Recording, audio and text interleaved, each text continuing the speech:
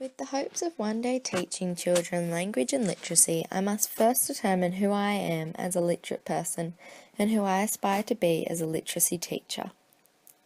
My literacy experience started before I can even remember. My parents introduced me to books at a very young age, providing me with rich vocabulary through my childhood.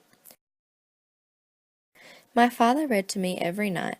Stories like Scuppers the Sailor Dog and Robert the Rose Horse will forever be etched into my mind.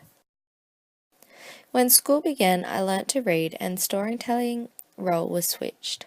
Suddenly it was my turn.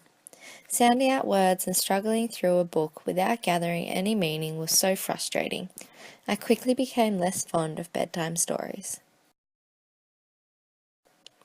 Learning to write in school involved masses of white paper, sheets and lead pencils repeating spelling lists and rules over and over.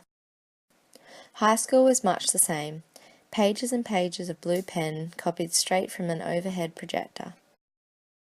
Now I'm in university, I wish I hadn't given up so easily.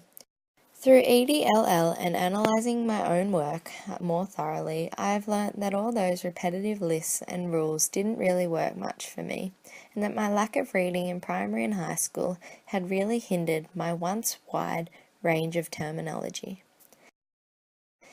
As a teacher, I hope to help students develop a want to read and write.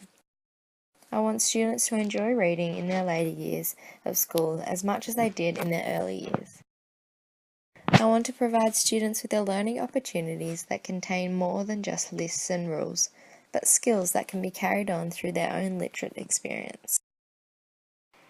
I want my students to leave school and go on in life feeling empowered with a rich vocabulary and a desire to expand their knowledge.